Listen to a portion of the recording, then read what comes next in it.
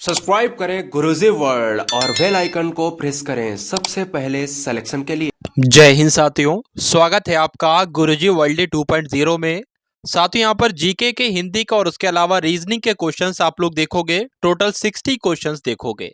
तो कुल मिला के अगर इन क्वेश्चंस को देख लोगे तो बहुत ही आसानी तरीके से आपका साथियों एंट्रेंस एग्जाम यूपी बीएड का निकल जाएगा। तो क्लास आपकी शुरू हो चुकी है। पहला प्रश्न आपकी स्क्रीन पर आ चुका है कि संविधान की प्रारूप समिति के अध्यक्ष कौन थे। तो बात करें साथियों संविधान की प्रारूप समिति के अध्यक्ष कौन थे, तो डॉक्टर भीमराव अंबेडकर ही प्रारूप समिति के अध्यक्ष थे। ये आपको ध्यान रखना है। तो आंसर आपको ऑप्शन नंबर सी के साथ चला जाता है। उसके बाद देखिए कि उत्तर प्रदेश में बटेश्वर मेले का आयोजन कहां पर किया जाता है, अलीगढ़ में, लखनऊ में, आगरा में या इलाहाबाद में। तो यूपी में जो बटेश्वर मेले का आयोजन किया जाता है यानी कि बटेश्वर मेला कहां पर लगता है, तो आगरा में लगता है। ये आप लोग ध्यान रखोगे। अगले नंबर का प्रश्न है आपकी स्क्रीन के ऊपर कि पृथ्वी दिवस साथियों कब मनाया जाता है, ये आपसे पूछा जा रहा है। 20 अप्रैल को, 22 अप्रैल को, 24 मार्च को या 10 मई को। तो अगर बात करें पृथ्वी दिवस की बात करें तो ये तो 22 अप्रैल को मनाया जाता है। इस प्रकार आपका सही उत्तर क्या हो जाता है भाई, ऑप्शन नंबर बी के साथ चला जाता है। चलिए साथियों, इस क्लास को आप सभी लोग एक बार क्या कीजिए, एक बार लाइक करके एक बार इस क्लास को शेयर जरूर कर दीजिए आप सभी लोग। तो राष्ट्रीय गान के रचयिता कौन है, ये आपसे पूछा जा रहा है। तो यहां पर आपके प्रश्न का सही उत्तर जो होगा वो रविन्द्रनाथ टैगोर के साथ चला जाता है। साथियों इंपॉर्टेंट क्वेश्चन है यानी कि हर एक क्वेश्चन आपके यूपी बीएड एग्जाम के लिए बेहद महत्वपूर्ण है साथियों। तो राष्ट्रीय गान के रचयिता पूछे जा रहे हैं कौन है, राष्ट्र रविन्द्रनाथ टैगोर है। ये आप लोग ध्यान रखोगे। उसके बाद देखिए अगले नंबर का प्रश्न आपकी स्क्रीन के ऊपर है कि चुनाव के दौरान सभी चुनाव प्रचार कितने घंटे कितने समय पहले रोक दिए जाते हैं। वास्तविक मतदान की 48 घंटे पहले या 24 घंटे पहले या 36 घंटे पहले। तो कहा जा सकता है साथियों वर्तमान मतदान के 2 दिन पहले यानी कि 48 घंटे पहले, 24 नहीं बल्कि 48 घंटे पहले चुनाव का प्रचार को रोक दिया जाता है। ये आपको ध्यान रखना है। उसके बाद देखिए कि लोहे का सर्वाधिक शुद्ध रूप कौन सा है, ढलवा लोहा, पिटवा लोहा, कच्चा लोहा या अयस्क। तो यहां पर आपका सही उत्तर जो होगा वो पिटवा लोहा के साथ चला जाता है। यानी कि लोहे का सर्वाधिक शुद्ध रूप की बात चल रही है, यहां पर कौन सा है साथियों, पिटवा लोहा आपको ध्यान रखना है। अगला प्रश्न देखिए कि कच्चे फलों को पकाने के लिए कौन सी गैस का प्रयोग किया जाता है, एसिटिलीन का, मेथेन का, इथेन का या कार्बन डाइऑक्साइड का। तो जो कच्चे फल होते हैं साथियों उनको पकाने के लिए कौन सी गैस का इस्तेमाल किया जाता है, तो एसिटिलीन गैस का इस्तेमाल किया जाता है। ये आप लोग ध्यान रखोगे। उसके बाद देखिए कि विद्युत मोटर के द्वारा विद्युत ऊर्जा का रूपांतरण किसमें होता है, ये आपसे पूछा जा रहा है। गतिज ऊर्जा में, स्थितिज ऊर्जा में, यांत्रिक ऊर्जा में या इनमें से कोई नहीं। तो यहां पर साथियों आपको ध्यान रखना है कि विद्युत मोटर के द्वारा विद्युत ऊर्जा का रूपांतरण किसमें होता है, तो यांत्रिक ऊर्जा में होता है। ये आपको याद रखना है। विद्युत ऊर्जा से यांत्रिक ऊर्जा किसके द्वारा बदलती है, तो विद्युत मोटर के द्वारा बदलती है। ये बात आपको ध्यान रखना है। उसके बाद देखिए कि रक्त का थक्का जमने में कौन सा विटामिन सहायक होता है, vitamin D, vitamin E, vitamin A या विटामिन के। रक्त का थक्का जमने में कौन सा विटामिन सहायक होता है, ये आपसे साथियों यहां पर पूछा जा रहा है। तो कौन सा विटामिन सहायक होता है, विटामिन के सहायक होता है। ये आपको ध्यान रखना है। तो इस प्रकार आपके इस प्रश्न का सही उत्तर जो है वो ऑप्शन नंबर डी के साथ चला जाता है। उसके बाद देखिए कि सुभाष चंद्र बोस ने फॉरवर्ड ब्लॉक का गठन कब किया था, ये आपसे पूछा जा रहा है। तो सुभाष चंद्र बोस के द्वारा जो फॉरवर्ड ब्लॉक का गठन किया गया था वो 1939 में किया गया था। तो राइट आंसर यहां पर आपका क्या हो जाता है भाई, ऑप्शन नंबर ए हो जाता है। ये आप लोग ध्यान रखेंगे। चलिए उसके बाद देखिए कि भारत के नियंत्रक और महालेखा परीक्षक का कार्यकाल आपसे पूछा जा रहा है। तो कितना इनका कार्यकाल होता है, 4 वर्ष का, 5 वर्ष का, 6 वर्ष का। पूछा जाए तो क्या बताओगे, इसका राइट आंसर जो होगा वो आपका 6 वर्ष हो जाता है। यानी कि जो भारत के नियंत्रक और महालेखा परीक्षक होते हैं 6 वर्ष का इनका कार्यकाल होता है। तो यहाँ पर दो बातें आपको ध्यान रखना है कि इनके कार्यकाल की अगर बात करें तो 6 वर्ष का होता है। अगर 6 वर्ष के पहले मान लीजिए इनकी नियुक्ति मान लीजिए 62 वर्ष की आयु में हुई हो, यानी कि इन्होंने काम 3 वर्ष किया और ये 65 वर्ष की उम्र में रिटायर हो गए, तो 65 वर्ष में इनके रिटायरमेंट हो जाती है, यानी कि सेवानिवृत्त हो जाते हैं। तो दोनों ही बातें साथियों आप लोग ध्यान रखेंगे। उसके बाद देखिए मैग्सेसे अवार्ड प्राप्त करने वाले पहले भारतीय कौन थे, विनोबा भावे थे, जेबी नारायण नारायण थे या किरण बेदी थे या अमिताभ चौधरी थे। तो बात करें जिन्होंने मैग्सेसे पुरस्कार जीता था और वो पहले भारतीय थे साथियों, उनका नाम था विनोबा भावे। तो इस प्रकार आपका राइट आंसर जो है वो ऑप्शन नंबर ए के साथ चला जाता है। अब उसके बाद देखिए कि निम्न में से कौन सी जांच किसी बच्चे के पिता होने का निर्धारण करती है, बताइए। निम्न में से कौन सी जांच किसी बच्चे के पिता होने का निर्धारण करती है, ये आपसे साथियों यहाँ पर पूछा जा रहा है। तो एक होती है डीएनए फिंगरप्रिंटिंग। क्या होती है? डीएनए फिंगरप्रिंटिंग होती है। इस जांच के द्वारा साथियों कोई भी अगर बच्चा है तो उस बच्चे के पिता होने के निर्धारण के बारे में मालूम पड़ जाता है डीएनए फिंगरप्रिंटिंग के द्वारा। अगले नंबर का प्रश्न है कि मुद्रा आपूर्ति निम्न में से किसके द्वारा नियंत्रित की जाती है? नीति आयोग के द्वारा, वित्त आयोग के द्वारा, भारतीय रिजर्व बैंक के द्वारा या वित्त मंत्रालय के द्वारा, बताइए। क्या होगा इस प्रश्न का बिल्कुल सही उत्तर? तो आरबीआई के बारे में आपको ध्यान रखना है, यानी कि पूछा जा रहा है कि मुद्रा आपूर्ति निम्न में से किसके द्वारा नियंत्रित की जाती है? तो आरबीआई के द्वारा नियंत्रित की जाती है, यानी कि बैंकों का बैंक कहलाता है, अर्थात केंद्रीय बैंक इसको कहा जाता है, भारतीय रिजर्व बैंक को। उसके बाद देखिए कि विश्व व्यापार संगठन यानी कि डब्ल्यूटीओ, वर्ल्ड ट्रेड ऑर्गेनाइजेशन का मुख्यालय कहाँ पर है, ये आपसे पूछा जा रहा है। तो साथियों बात करें इसका मुख्यालय कहाँ पर है, लेकिन उससे पहले बात करें इसकी स्थापना कब हुई थी। विश्व व्यापार संगठन की स्थापना तो 1 जनवरी 1995 को की गई थी। अगर बात करें इसका हेडक्वार्टर कहाँ पर है, तो स्विट्जरलैंड में इसका हेडक्वार्टर है, यानी कि स्विट्जरलैंड के जेनेवा में। तो इस प्रकार आपके प्रश्न का सही उत्तर ऑप्शन नंबर सी हो जाता है। अगला प्रश्न देखिए, बताइए इसका सही उत्तर कि भारतीय अंतरिक्ष अनुसंधान संगठन का हेडक्वार्टर कहाँ पर स्थित है। तो इसरो की यहाँ पर साथियों बात चल रही है। आप सभी लोग जानते हैं कि इसरो के हेडक्वार्टर की बात करते हैं तो बेंगलुरु इस प्रश्न का बिल्कुल सही उत्तर हो जाता है। बिरजू महाराज की बात चल रही है, तो बिरजू महाराज किस शास्त्रीय नृत्य से संबंधित हैं? तो कथकली से बिल्कुल नहीं, भरतनाट्यम से भी नहीं, कचुपोड़ी से भी नहीं, ये कथक से संबंधित है। यानी कि बिरजू महाराज का संबंध किस नृत्य है? तो कथक आपको ध्यान रखना है। उसके बाद देखिए कि पिट्यूटरी किस देश की राजधानी, यानी कि नामीबिया की राजधानी पिट्यूटरी है, दक्षिण अफ्रीका की है, केन्या की है, नैरोबी की है, बताइए। तो यहां पर आपको साथियों ध्यान रखना है कि दक्षिण अफ्रीका की राजधानी का नाम अगर आपसे पूछे तो पिट्यूटरी आपको बताना है। उसके बाद देखिए कि यूनेस्को के विश्व विरासत स्थल में शामिल भारतीय स्थल का नाम आप लोग बताने की कोशिश करेंगे, बताइए भाई। देखिए तो यहाँ पर यूनेस्को का जो विश्व विरासत स्थल है इसमें कौन कौन से भारत के स्थल शामिल हैं? तो ग्रेट हिमालयन नेशनल पार्क शामिल है, नालंदा विश्वविद्यालय भी शामिल है और अहमदाबाद भी शामिल है। इस प्रकार आपका राइट आंसर जो होगा वो ऑप्शन नंबर डी के साथ चला जाता है। बहुत बढ़िया, वेरी गुड क्लास। साथियों क्लास को एक बार आप सभी लोग भाई शेयर करेंगे और एक बार आप सभी लोग क्लास को लाइक करेंगे और क्लास एंड होने के बाद आप सभी लोग एक बार प्यारा सा कमेंट सेक्शन में कमेंट जरूर करेंगे। उसके बाद देखिए कि चंद्रकांता के लेखक आपसे पूछे जा रहे हैं, यानी कि चंद्रकांता के लेखक कौन है? देवकी नंदन खत्री हैं। तो बिल्कुल भाई देवकी नंदन खत्री ही चंद्रकांता उपन्यास के लेखक हैं, ये आपको ध्यान रखना है। अगले नंबर का प्रश्न देखिए और बताइए इसका सही उत्तर कि उत्तर प्रदेश में उर्दू प्रशिक्षण एवं अनुसंधान केंद्र कहां पर स्थित है? यूपी के लखनऊ में, सहारनपुर में, मेरठ में या आगरा में? इंपॉर्टेंट क्वेश्चन है साथियों, बताने की कोशिश करेंगे तो लखनऊ इस प्रश्न का बिल्कुल सही उत्तर हो जाता है। यानी कि अगर आपसे पूछा जाए कि बताइए जो उत्तर प्रदेश में उर्दू प्रशिक्षण एवं अनुसंधान केंद्र है वो कहां पर स्थित है, तो लखनऊ में स्थित है, ये आपको ध्यान रखना है। चलिए उसके बाद देखिए कि इंद्रधनुष बनता है प्रकाश के अपवर्तन से, प्रकाश के परावर्तन से, प्रकाश के वर्ण विक्षेपण से, अपवर्तन एवं प्रकाश के पूर्ण आंतरिक परावर्तन से। तो बात करें साथियों इंद्रधनुष की, तो इंद्रधनुष जो बनता है वो अपवर्तन एवं प्रकाश के पूर्ण आंतरिक परावर्तन से इंद्रधनुष बनता है, ये बात आपको ध्यान रखना है। ऑप्शन नंबर डी आपका बिल्कुल करेक्ट आंसर। उसके बाद देखिए भारत के राष्ट्रपति को पद से कौन हटा सकता है, ये आपसे पूछा जा रहा है। तो साथियों महाअभियोग लगाया जाता है, अनुच्छेद 61 के तहत राष्ट्रपति पर महाअभियोग लगाया जाता है और संसद के द्वारा राष्ट्रपति को उनके पद से हटाया जा सकता है। तो इस प्रश्न का सही उत्तर जो होगा वो ऑप्शन नंबर बी के साथ चला जाता है, ये आप लोग एक बार ध्यान रखेंगे। अगले नंबर का साथियों प्रश्न देखेंगे और बताने की कोशिश करेंगे इस प्रश्न का सही उत्तर आपका क्या हो सकता है, बताइए भाई।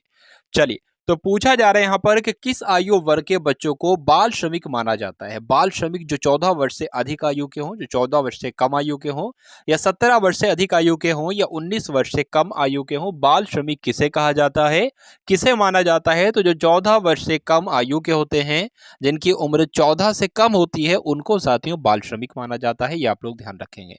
तो आंसर आपका ऑप्शन नंबर बी हो जाता है। उसके बाद देखिए अगले नंबर का प्रश्न कि 1857 के विद्रोह के समय भारत का जो गवर्नर जनरल था वो कौन था? डलहौजी था, कैनिंग थे, कर्जन थे या सर जॉन लॉरेंस थे? तो लॉर्ड कर्जन कैनिंग के बारे में आपको ध्यान रखना है। लॉर्ड कैनिंग की अगर बात करें तो जब 1857 का विद्रोह हुआ था तो उस समय भारत के गवर्नर जनरल कौन थे? तो लॉर्ड कैनिंग थे। उसके बाद देखिए कि साथियों यहाँ पर अब हिंदी के प्रश्न आपके शुरू हो चुके हैं, सामान्य ज्ञान के प्रश्न हो चुके हैं, अब हिंदी के प्रश्न आपके सामने आएंगे। तो दिए गए शब्द के विलोम शब्द का आपको चयन करना है, यानी कि सहित का आपसे विलोम पूछा जाएगा तो आपको बताना है क्या होता है। असीम होगा, विहीन होगा, विमुख होगा या असहित होगा, ये आप लोग बताने की कोशिश कीजिए। तो सहित की अगर बात करें विलोम की तो विहीन इस प्रश्न का बिल्कुल सही उत्तर हो जाता है, ये आपको ध्यान रखना है। चलिए अगर साथियों यहाँ पर एक शब्द लिखा हुआ है विमुख, अगर विमुख के आपसे विलोम पूछ लिया जाए तो विमुख का विलोम क्या होता है? उन्मुख होता है, सम्मुख होता है। अगर यहाँ पर बात करें सहित का, एक और विलोम आपको याद रखना है रहित, तो सहित का विलोम रहित भी होता है और सहित का विलोम विहीन भी होता है, दोनों बातें आपको ध्यान रखना है। अगला प्रश्न देखिए और बताइए इसका सही उत्तर कि पांव उखड़ना ये एक मुहावरा है और इस मुहावरे का क्या अर्थ होता है ये आपसे साथियों पूछा जा रहा है।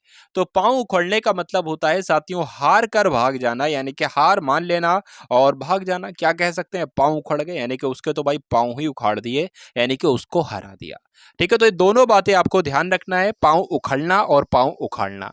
अगले नंबर का प्रश्न है कि निम्न चार विकल्पों में से उस विकल्प का आपको चयन करना है जो दिए गए मुहावरे का अर्थ व्यक्त करता है, यानी कि चटनी हो जाना इस मुहावरे का अर्थ आपसे पूछा जा रहा है क्या हो सकता है। तो चटनी हो जाना मतलब बहुत जल्द खर्च हो जाना, बर्बाद हो जाना, कुचल जाना या पिस जाना, बताइए। तो जो इसका सबसे उपयुक्त उत्तर है यानी कि चटनी हो जाना मतलब कह सकते हैं बहुत जल्द खर्च हो जाना। ये भी तो बिल्कुल चटनी हो, जिसके चटनी बहुत ही जल्दी खर्च हो जाती है, तो कहा जा सकता है कि चटनी हो जाना यानी कि बहुत ही जल्दी खर्च हो जाना। तो आपका उत्तर यहाँ पर ऑप्शन नंबर ए हो जाता है। उसके बाद देखिए अगले नंबर का प्रश्न आपकी स्क्रीन पर है कि दिए गए वाक्य के किस भाग में त्रुटि है? इस ग्रंथ की ऐतिहासिकता अत्यंत संदिग्ध है। तो यहाँ पर आपको बताना है त्रुटि आपको कहां पर देखने को मिल रही है, ये आप लोग बताने की कोशिश कीजिए, बताइए। चलिए, तो इस ग्रंथ की ऐतिहासिकता अत्यंत संदिग्ध है, ये नहीं होना चाहिए, बल्कि यहाँ पर की जगह पर के आ जाना चाहिए और ऐतिहासिक की जगह पर ऐतिहासिक आ जाना चाहिए, ये आपका उत्तर हो जाएगा सही। तो कुल मिलाकर पूछा गया कहां पर त्रुटि है, यहां पर त्रुटि है और ये कहां पर लिखा हुआ है, ये तो ऑप्शन नंबर सी में लिखा हुआ है, तो यही आपका बिल्कुल सही उत्तर हो जाता है। उसके बाद देखिए कि दिए गए वाक्यांश के लिए एक शब्द आपको बताना है, यानी कि पूछा जा रहा है कि किसी के पीछे पीछे चलने वाले को क्या कहा जाता है। तो पीछे पीछे चलने वाले को क्या कहा जाता है? अनुकरणीय कहा जाता है? बिल्कुल नहीं, सहचर नहीं, अनुज नहीं, बल्कि अनुगामी कहा जाता है। तो अगर किसी के पीछे पीछे चलने वाले को व्यक्ति को पूछे क्या कहा जाता है तो अनुगामी कहा जाता है, ये बात आपको ध्यान रखना है। अब अगले नंबर का प्रश्न देखेंगे, लेकिन क्लास आप सभी लोग भाई शेयर करेंगे अपने मित्रों के साथ जो भी बीएड की तैयारी कर रहे हैं, एंट्रेंस एग्जाम की यानी कि प्रवेश परीक्षा की। उसके बाद देखिए कि निम्नलिखित में से शुद्ध वर्तनी वाला शब्द आपको बताना है कि इसमें से शुद्ध वर्तनी किसकी है। तो तिरस्कार शब्द यहाँ पर लिखा हुआ है, लेकिन तिरस्कार कैसे लिखा जाता है? ऐसे लिखा जाता है? नहीं। ऐसे लिखा जाता है? नहीं, ऐसे लिखा जाता है तिरस्कार शब्द। तो शुद्ध वर्तनी जो होगी वो ऑप्शन नंबर सी वाले के बिल्कुल सही उत्तर हो जाता है। अगला प्रश्न देखिए कि गिरि का पर्यायवाची आपसे साथियों यहाँ पर पूछा जा रहा है, बताइए। तो गिरि का मतलब क्या होता है ये आपको बताना है साथियों। यहाँ पर बात करते हैं अगर हम लोग आकाश के पर्यायवाची की, तो आकाश को आसमान भी कहते हैं, आकाश को गगन भी कहते हैं, आकाश को व्योम भी कहते हैं और आकाश को ही शून्य कहते हैं। तो इतने आकाश के पर्यायवाची आपको ध्यान रखना है। यहाँ पर जिक्र आया है धरती का, तो धरती के पर्यायवाची की अगर बात करें तो धरती को पृथ्वी भी कहते हैं, धरती को भूमि भी कहते हैं, धरती को भू भी कहते हैं और भूमि भी कहते हैं, धरा भी कहते हैं धरती को, धरणी भी कहते हैं, वसुंधरा भी कहते हैं धरती को। तो ये सारे धरती के पर्यायवाची आपको ध्यान रखने। बादल की अगर बात करें तो बादल को देखिए मेघ भी कहते हैं, अम्बुद भी कहते हैं, जलद भी कहते हैं, तो ये सारे बादल के पर्यायवाची हैं। लेकिन बात करें यहाँ पर गिरि के पर्यायवाची पूछा जा रहा है, तो पर्वत जो होगा वो गिरि का पर्यायवाची हो जाता है, ये आप लोग एक बार ध्यान रखेंगे। उसके बाद देखिए साथियों के दिए गए वाक्य का वह भाग आपको ज्ञात करना है जिसमें कोई त्रुटि है। यदि कोई त्रुटि नहीं है तो त्रुटि नहीं है आपको चुनना है। मालिन ने माला गूंथ लिया, बताइए। त्रुटि आपको बताना है, यहां पर आपको बताना है भाई त्रुटि कहां पर आपको लग रही है, बताइए भाई।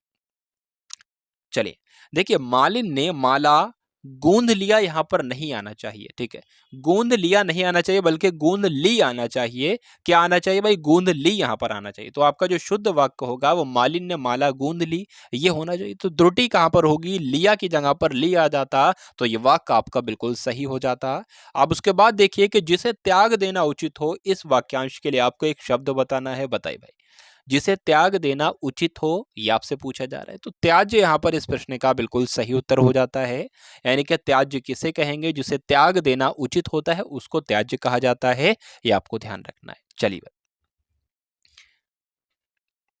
तो त्यागी यहाँ पर लिखा हुआ त्यागी की अगर बात करें तो जो अपने हित का त्याग कर देता है साथियों, सांसारिक सुखों का त्याग कर देता है, दुख का नहीं, अपने सुखों का जो त्याग कर देता है उसको क्या कहा जाता है साथियों? त्यागी कहा जाता है, ये आपको ध्यान रखना है।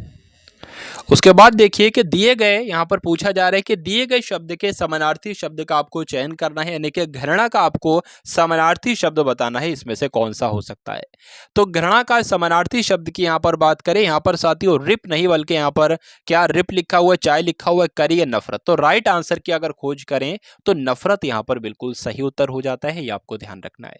तो घृणा का समानार्थी शब्द नफरत हो जाता है। उसके बाद देखिए अगले नंबर का प्रश्न आपकी स्क्रीन के ऊपर है कि दिए गए वाक्य के रेखांकित अंश को प्रतिस्थापित करने के लिए सबसे उपयुक्त विकल्प का आपको चयन करना है। यानी कि सैनिकों ने देश को भारी संकट से रोक लिया। तो यहां पर क्या आपको त्रुटि लग रही है? तो त्रुटि अगर लग रही है तो कहां पर आपको त्रुटि लग रही है, ये आपको बताना है। बताइए भाई, चलिए चलिए।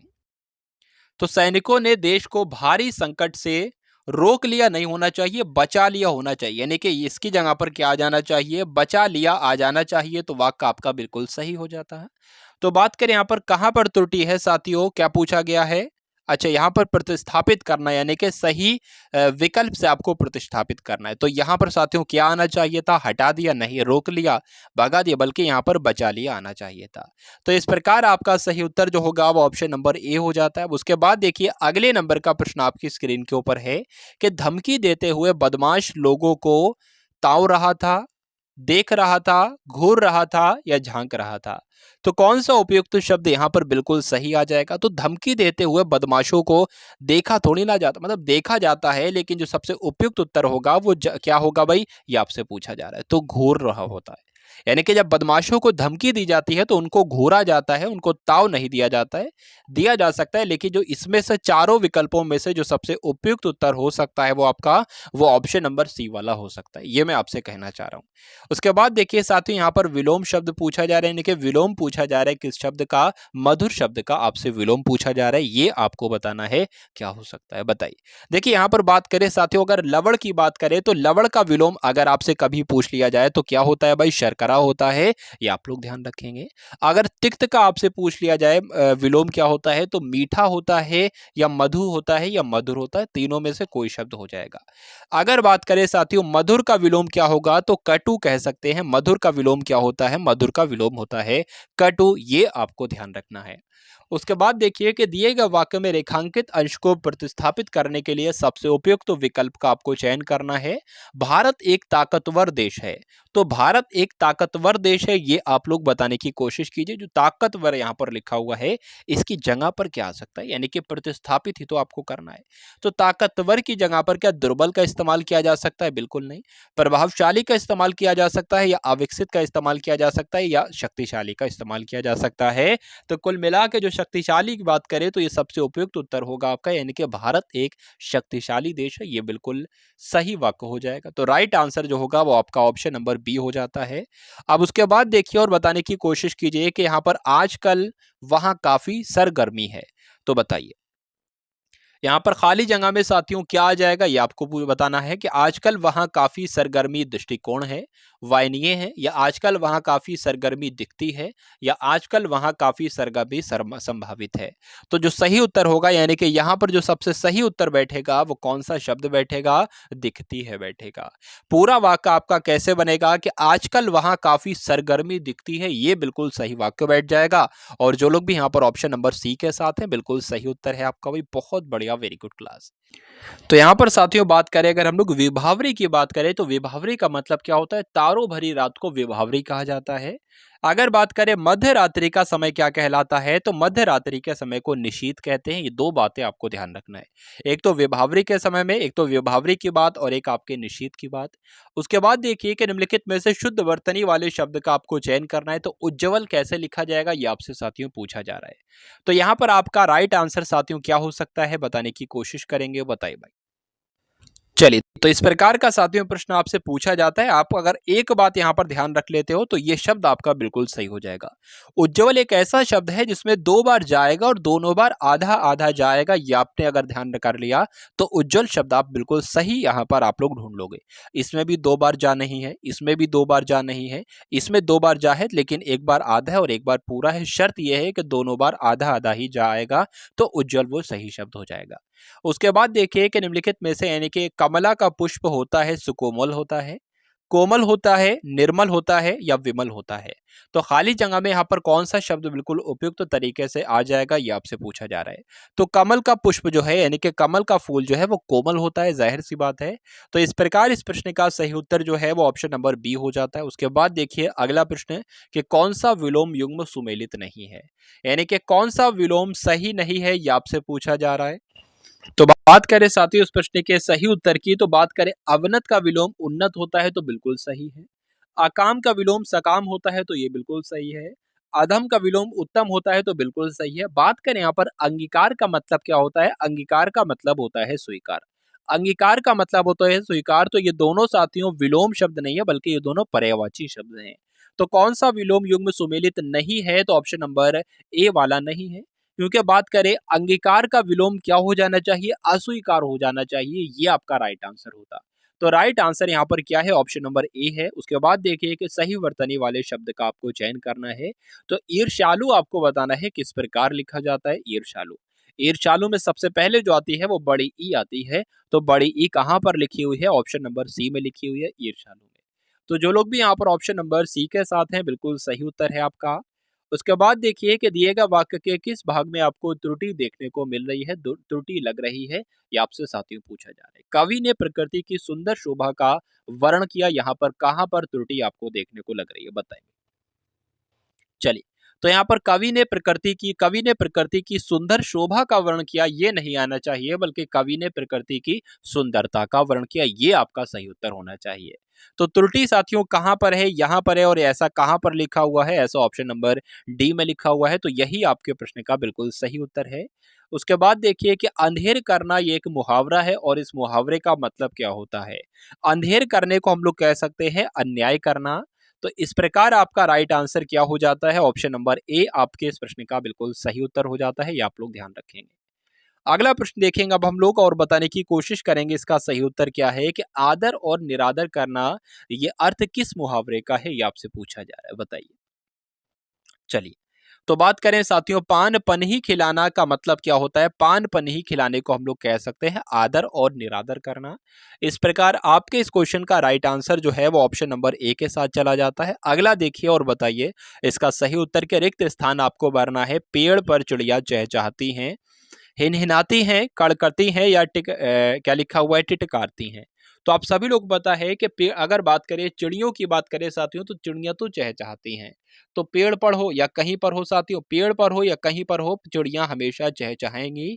तो राइट आंसर आपको ऑप्शन नंबर ए हो जाता है। उसके बाद देखिए साथियों कि दिए गए शब्द के समानार्थी शब्द का आपको चयन करना है। तो इंद्र की अगर बात करें, इंद्र का समानार्थी शब्द क्या हो सकता है, ये आपसे पूछा जा रहा है, बताइए। तो इंद्र का समानार्थी शब्द जो होगा वो क्या होगा भाई, देवराज होगा, ये आप लोग एक बार ध्यान रखेंगे। इंद्र का समानार्थी शब्द। अगर बात करें साथियों भगवान का समानार्थी शब्द क्या होगा, तो प्रभु होगा, परमात्मा होगा, विधाता होगा, ये आप लोग ध्यान रखेंगे। अगर बात करें साथियों यहाँ पर तो कुल मिला के इंद्र की बात करें तो समानार्थी शब्द देवराज हो जाएगा, ये आप लोग ध्यान रखेंगे। तो अब आपके सामने साथियों यहाँ पर रीजनिंग के कुछ इंपॉर्टेंट क्वेश्चन आएंगे, उनको आपको देखना है, ठीक है। तो निम्नलिखित में से कौन सा वेन आरेख रेखा चित्र डॉक्टर पुरुष और स्त्री के बीच सही संबंध को दर्शाता है। अब मैं आपको यहाँ पर साथियों देखिए समझा सकता हूँ। मान लीजिए जो है वो ये डॉक्टर हो गए, ये क्या हो गए साथियों, ये कुछ हो गए साथियों डॉक्टर। अब ये जरूरी नहीं कि सारे पुरुष ही डॉक्टर हों, कुछ पुरुष भी डॉक्टर हो सकते हैं, मान लीजिए यहाँ पर ये मैंने लगा दिया, ठीक है, ये इतने जो पुरुष हैं ये डॉक्टर हैं और ये पुरुष हैं ये डॉक्टर नहीं है।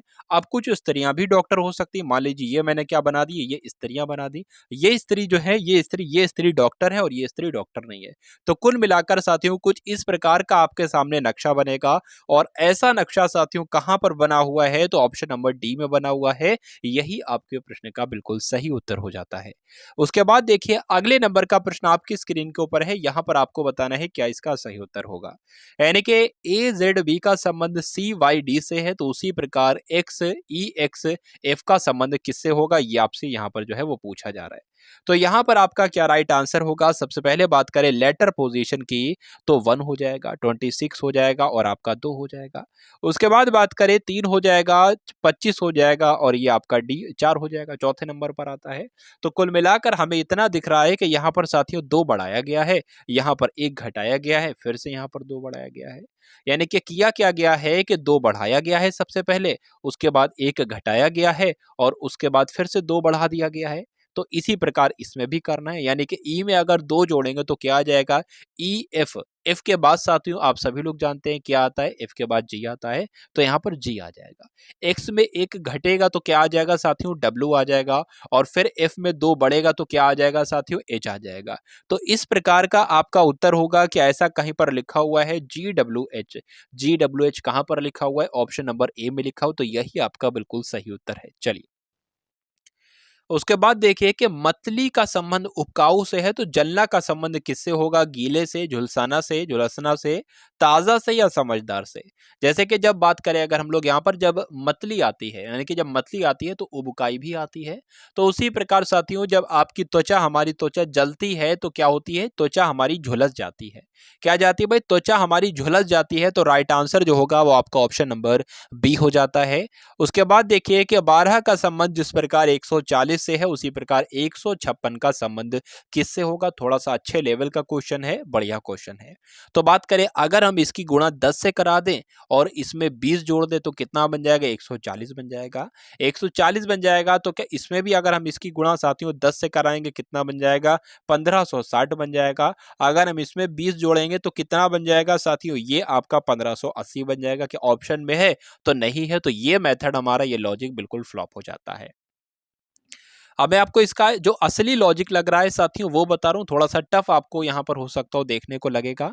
ये 12 से साथियों जो आपका 140 बना है ना, ये 140 कैसे बना है, 12 की गुणा कराई गई है किससे, 35/3 से, 35/3 से गुणा कराई गई है तो ये बना है। देख लीजिए भाई, 3 चक्कू कितना होता है, 3 चक्कू 12 होता है, ठीक है, और 4 इंटू 35 कितना होता है, 140 होता है। उसी प्रकार ये जो 156 है, 156 की गुणा कराई जाएगी किससे, 35/3 से इसकी गुणा कराई जाएगी तो क्या बन जाएगा, 3 पंजे 15, 3 दूना 6, तो 52 इंटू 35, 52 इंटू 35 की आप लोग गुणा गुणा करा लेंगे तो आपका साथियों यहाँ पर क्या आ जाएगा, उत्तर आपका आ जाएगा यहाँ पर। तो ये आपका ये हो जाता है। उसके बाद बात करें 3 दूना 6 और 3 पंजे 15 आपका हो जाता है, जोड़ लेंगे इसको 0 आ जाएगा, ये आपका 12 का 2 आ जाएगा, यहाँ पर 8 आ जाएगा और ये 1 आ जाएगा।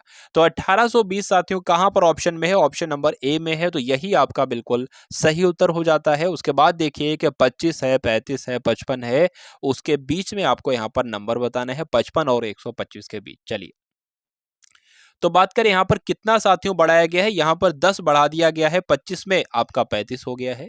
यहाँ पर कितना बढ़ाया गया है, यहाँ पर 20 बढ़ाया गया है, 35 से 55 हो गया।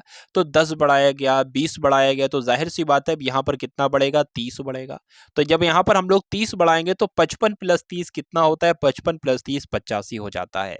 अब यहाँ पर हमें ये ऑप्शन ये सही है या नहीं सही है, इसकी हम जांच कैसे करेंगे। जैसे कि यहाँ पर 10 बढ़ाया गया तो 35 हो गया, 20 बढ़ाया गया तो 55 हो गया, 30 बढ़ाया गया तो 85 हो गया, तो अगर इसमें 40 बढ़ाएंगे साथियों तो 125 हो जाता है, तो यही आपका उत्तर हो जाता है। ये बात आपको ध्यान रखना है। तो 125 आ रहा है भाई, बिल्कुल आ रहा है, तो यही आपका राइट आंसर हो जाता है, यानी कि 85। उसके बाद देखिए कि एडीजी है, जीएलएम है, उसके बाद आपको यहाँ पर बताना है कि आपका सही उत्तर हो सकता है। चलिए तो ये 14 और 19 को इसको साथियों इग्नोर कीजिएगा, ये कुछ भी नहीं है, ठीक है, ये कुछ भी नहीं है। तो यहाँ पर बात करें सबसे पहले, अगर हम लोग यहाँ पर बात करें तो लेटर पोजीशन की बात करें 1 आ जाएगा, 4 आ जाएगा और 7 आ जाएगा। उसके बाद बात करें 7 आ जाएगा, 10 आ जाएगा और एम की पोजीशन 13 होती है। जैसे कि आप लोग यहाँ पर देख पा रहे होंगे कि कितना बड़ा है, 1 से 7 हो गया है, तो कितना बड़ा है साथियों, यहाँ पर तो ज्यादा बढ़ रहा है, 4 से 10 हो गया, यहाँ पर कितना बड़ा है, 6 बड़ा है, यहाँ पर भी 6 बढ़ा दिया, यहाँ पर से भी 6 बढ़ा दिया और यहाँ पर से भी लगभग कितना बढ़ा दिया, 6 ही बढ़ा दिया है। ठीक है, तो 6 बढ़ रहा है, इस प्रकार से भी कर सकते हो। और इसका एक और मेथड है करने का, आप लोग देख पा रहे हो कि यहाँ पर कितना बढ़ाया, 3 बढ़ाया, यहाँ पर कितना बढ़ाया, 3 बढ़ाया है। ठीक है, ये जो नंबर है वही डिक्टो लिख दिया। उसके बाद यहाँ पर भी 3 बढ़ाया गया है, यहाँ पर भी 3 बढ़ाया गया है। तो जो जैसे कि यहाँ पर नंबर डिक्टो लिखा था, वैसे ये नंबर भी यहाँ पर डिक्टो ही आ जाएगा। फिर 3 बढ़ाएंगे क्या हो जाएगा, 16 हो जाएगा। उसके बाद फिर 3 बढ़ाएंगे 19 हो जाएगा। 13 नंबर पर साथियों क्या आता है, एम आता है। 16 नंबर पर क्या आता है, पी आता है। और 19वें नंबर पर क्या आता है, एस आता है। तो इस प्रकार एमपीएस के अगर आपके ऑप्शन में है तो यही आपका उत्तर हो जाएगा, और एमपीएस तो ऑप्शन में है। तो यहां पर मैं लिख देता हूं साथियों, क्या लिख देता हूं कि 25 तारीख को क्या है, गुरुवार है। तो 25 तारीख को साथियों कौन सा दिन है, गुरुवार पड़ रहा है। ठीक है, मैं यहाँ पर शॉर्ट में लिख देता हूँ गुरुवार है। तो बात करें यहाँ पर से, अगर 7 माइनस करेंगे तो यहाँ पर क्या आ जाएगा, 18 आ जाएगा। 18 तारीख को भी गुरुवार होगा। अगर 18 में से 7 माइनस कर देंगे तो क्या आ जाएगा, 11 आ जाएगा, यानी कि 11 तारीख को भी गुरुवार होगा। अगर 11 में से साथियों 7 माइनस करेंगे तो क्या आ जाएगा, तो आपका 4 आ जाएगा। तो यानी कि 4 तारीख को क्या होगा, गुरुवार होगा। 4 तारीख को गुरुवार होगा। 3 तारीख को क्या होगा, 3 तारीख को बुधवार होगा। 2 तारीख को आपका क्या होगा, 2 तारीख को आपका मंगलवार हो जाएगा।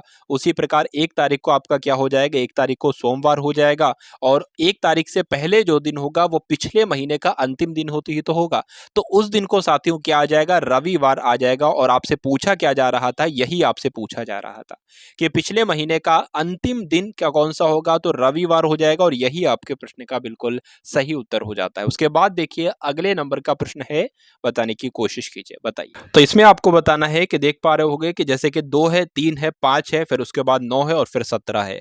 तो 2 से 3 कैसे बना है, +1 किया है। 3 से 5 कैसे बना है, +2 किया है। 5 से 9 कैसे बना है, +4 किया है। और 9 से 17 कैसे किया है, +8 किया है। तो यहाँ पर कितना प्लस करेंगे जो कि ये नंबर हमको मिल जाए। आप लोग देख पा रहे होगे यहाँ पर 1 प्लस किया है, तो इसका डबल नंबर ये हो गया, फिर इसका डबल नंबर ये हो गया, फिर 4 का डबल नंबर ये हो गया, फिर 8 का डबल नंबर यहाँ पर क्या आ जाएगा, 16 आ जाएगा। तो यहाँ पर 17 में 16 प्लस करेंगे तो साथियों कितना आ जाएगा, 33 आ जाएगा। तो यहाँ पर 33 हो जाएगा। तो 33 कौन से ऑप्शन में लिखा हुआ है, ऑप्शन नंबर 33 में लिखा है, यानी कि सी में लिखा हुआ है। तो यही आपके प्रश्न का बिल्कुल सही उत्तर है। उसके बाद देखिए अंतिम प्रश्न आपकी स्क्रीन के ऊपर है। यहाँ पर आपको बताना है कि कथन है आपके सामने, परिश्रम निर्धन का धन है, यानी कि परिश्रम जो है ये निर्धन का धन है, ये आपको यहाँ पर बताया जा रहा है। उसके बाद पूछा जा रहा है कि निर्धन अपने परिश्रम से धन कमाता है या धनवान हमेशा परिश्रमी होता है। तो धनवान जो होता है हमेशा परिश्रमी होता है, ये हम लोग नहीं कह सकते। निर्धन हमेशा परिश्रमी होता है तो ये भी नहीं कहा जा सकता है। निर्धन यदि परिश्रमी हो तभी धन कमा सकता है, तो ये बात बिल्कुल सही। अगर कोई गरीब है, अगर वो मेहनती है, तभी वो साथियों धन कमा सकता है। जो चारों विकल्पों में से जो बिल्कुल सही निष्कर्ष निकलता है वो ऑप्शन नंबर डी वाला निकलता है। तो यही आपका बिल्कुल सही उत्तर हो जाता है। तो ये थे साथियों 60 क्वेश्चन यूपी बीएड के लिए, जिसमें आपको रीजनिंग के, हिंदी के और सामान्य ज्ञान के क्वेश्चंस आपको देखने को मिले। तो इस क्लास को आप सभी लोग भाई लाइक कर देंगे, इस क्लास को एक बार शेयर कर देंगे, और चैनल पर अगर नए हैं तो चैनल को भी जरूर सब्सक्राइब कर देंगे। तो मिलते हैं हम सभी लोग आने वाली वीडियो में। जय हिंद साथियों। सब्सक्राइब करें गुरुजी वर्ल्ड और बेल आइकन को प्रेस करें सबसे पहले सिलेक्शन के लिए।